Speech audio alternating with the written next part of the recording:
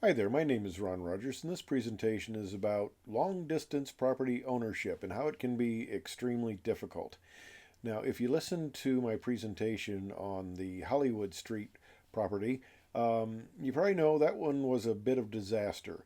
This one was actually the first one we bought. This was bought in August of '05. The Hollywood was the second property that was going to be rehabbed and flipped, and that was bought in October of '05. But okay, we bought this one first. And this one actually went fairly well. The rehab was fairly easy. There wasn't much work to be done on the house, and we almost had a buyer at a very decent profit. We would all done quite nicely. We almost had the money spent until it fell through because the family couldn't get financing, and unfortunately, the market was really starting to tank at this time. So we ended up renting the property. That was a nice little house in a quiet street, not too bad of an area at all.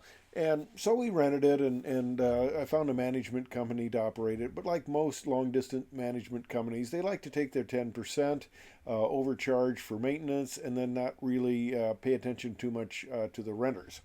And we really didn't have too much trouble with this house. Yeah, it's a little dated. We left the pink. Nobody seemed to object to that.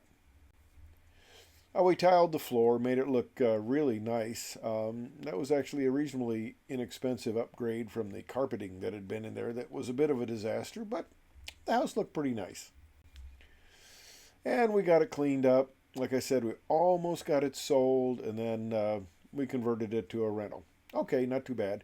Had some good renters for a while, or at least I thought, until they were arrested for distributing drugs out of the house. And when my contractor guy that I had down there, who kind of cleaned up the house, repainted it, didn't have to do too much actually, but he cleaned it up and found all these little cameras at various places, which we think they were using to just see who was coming to the door.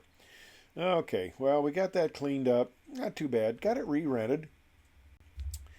Now, here's where not being on site can be somewhat of an issue because we rented it to a nice older lady who had very good credit and, you know, nothing to be upset about, no criminal history or anything. Well, she pulled one of these little things where she rented it in her name, but she really wasn't there. She had her son there, and her son was, let's say, a little bit mentally challenged, and he had a terrible credit history. He couldn't get a rental place on his own. And the picture on the left is the kitchen before he left a pan of bacon grease on the stove and went into the other room to play games on his phone. The bacon grease caught on fire, burned up the kitchen there, and the one on the right is the reestablished kitchen. New appliances. The appliances were damaged. Everything was damaged. A lot of extensive damage. Took a lot of work, and of course I had to do some repairs. The roof needed repairs, and you always got that sort of big ticket item that can get you, but ended up selling it in September of 2020 for 131.9, and we netted like about 117 after realtor expenses and things like that. So all in all, that one didn't work out too bad. And here's a picture of the house all cleaned up, ready to go listing on the market. Now, of course, this was another example of I bought the house in '05. We went through the market crash there, and eventually we sold it for 131.9. The sale price that they list is a little bit off, but as you see now, uh, just a mere 4 years later, it's gone to a Zillow price of 214. So this was another example of I became kind of a not wanter. It was difficult doing this long distance, so we decided, hey, I've had enough of this. Let's get out of this. And well, the other thing that was coming on, and I was noticing this in my other houses. I own three total: two in Daytona Beach, one in Altamont Springs.